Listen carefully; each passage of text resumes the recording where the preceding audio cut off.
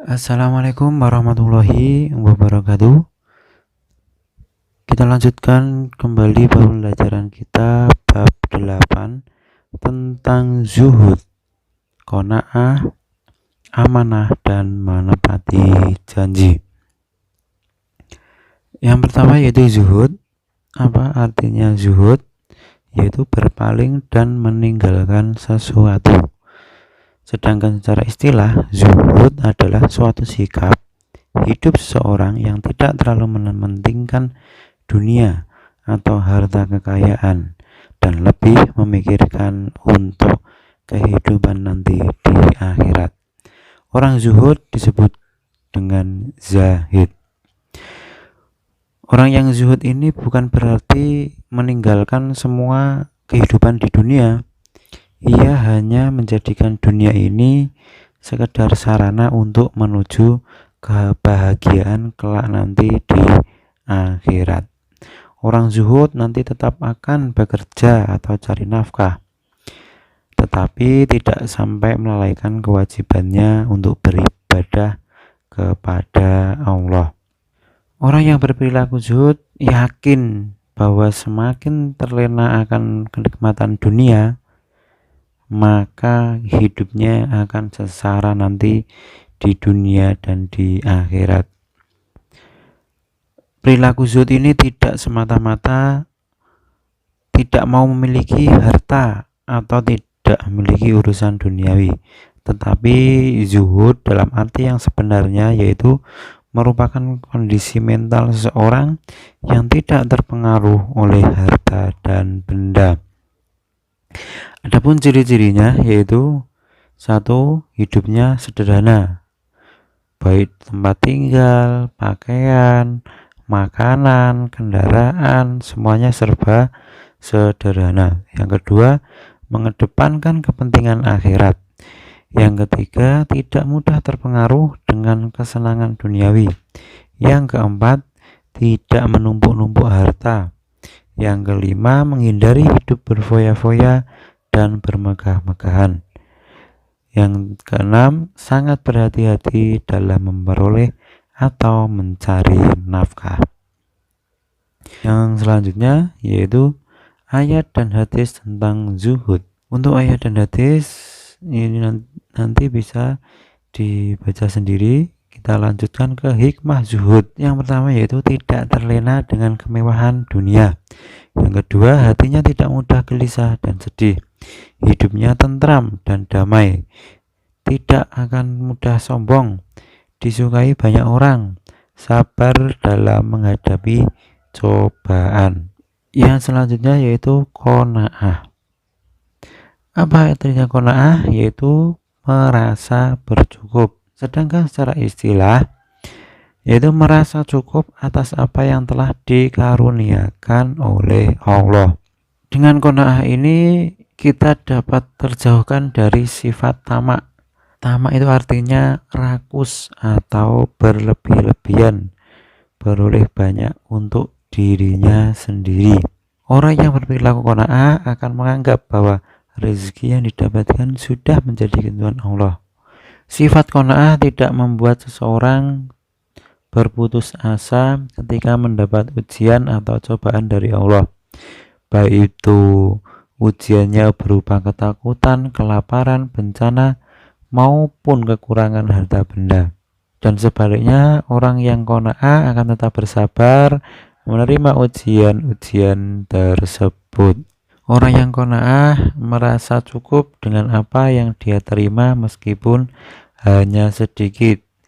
Banyak, sedikit, dan besar kecil kenikmatan tetap akan ia syukuri, dan ia lebih mengutamakan kebutuhan daripada keinginan. Orang qanaah ini menerima dan merasa cukup, tetapi bukan berarti mereka itu bersikap malas-malasan atau hanya menunggu rizki saja datang sendiri. Ia tetap giat bekerja dan berusaha sekuat tenaga. Sekiranya usahanya yang sudah ditempuhnya tidak sesuai harapan, maka ia tetap menerima hasil dengan bersyukur. ayat Al-Quran dan hadis tentang qanaah nanti bisa dibaca sendiri.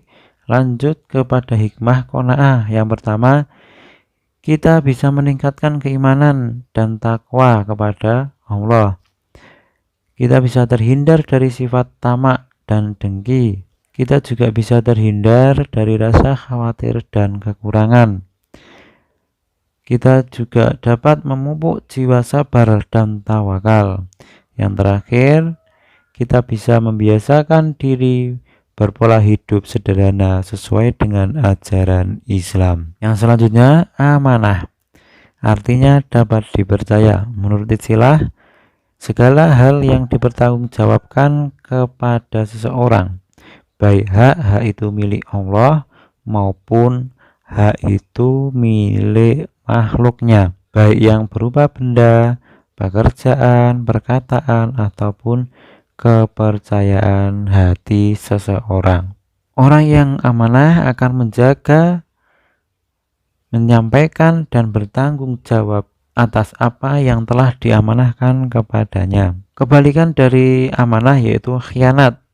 Orang yang berkhianat termasuk orang munafik, dan setiap orang yang munafik akan merugikan orang lain dan dibenci oleh Allah Subhanahu wa taala. Sabda Nabi Muhammad tentang orang munafik yaitu ayatul munafiki salatun idza haddatsa kadzaba wa idza wa'ada ahlafa wa idza tumina khana. Tanda orang munafik ada 3. Apabila berbicara ia berdusta, apabila berjanji ia mengingkari, dan apabila diberi amanah ia berkhianat. Selanjutnya ayat dan hadis tentang amanah nanti bisa dibaca sendiri. Perilaku amanah dalam kehidupan sehari-hari. Yang pertama, menjaga titipan dan mengembalikannya seperti keadaan semula. Yang kedua, menjaga rahasia. Yang ketiga, memelihara semua nikmat yang telah diberikan Allah berupa umur, kesehatan, harta benda, ilmu, dan sebagainya. Hikmah amanah yaitu yang pertama, kita bisa dipercaya orang lain, kemudian mendapatkan simpati dari berbagai pihak, baik kawan maupun lawan. Yang ketiga, hidupnya akan sukses dan dimudahkan oleh Allah. Yang selanjutnya yaitu menepati janji. Janji adalah perkataan yang menyatakan kesediaan dan kesanggupan untuk berbuat. Janji berarti juga pengakuan yang mengikat diri sendiri terhadap suatu ketentuan yang harus ditepati atau dipenuhi. Menepati janji berarti berusaha untuk memenuhi semua yang telah dijanjikan kepada orang lain di masa yang akan datang, dan disebut menepati janji yaitu ketika ia memenuhi semua yang telah dijanjikan sebelumnya. Lawan kata janji yaitu ingkar janji. Ayat tentang menepati janji bisa dibaca sendiri nanti. Kita lanjut ke hikmah menepati janji. Yang pertama, terhindar dari sifat munafik. Yang kedua, terbebas dari tuntutan baik di dunia maupun di akhirat. Yang ketiga, meneladani sifat Allah yang tidak pernah mengingkari janji. Yang keempat, dipercaya orang lain. Yang kelima, menjadi pribadi yang berwibawa, tidak dilecehkan, dan akan mendapatkan prasangka baik dari orang lain. Jadi, itu tadi poin-poin atau inti dari pembelajaran di bab 8 yaitu tentang sifat terpuji. Untuk poin-poinnya tadi bisa digarisi saja di buku tulis, mana yang penting, mana yang tidak penting, untuk bisa digunakan belajar selanjutnya. Kemudian untuk selanjutnya bisa dikerjakan uji kompetensi di halaman 140 sampai dengan 142,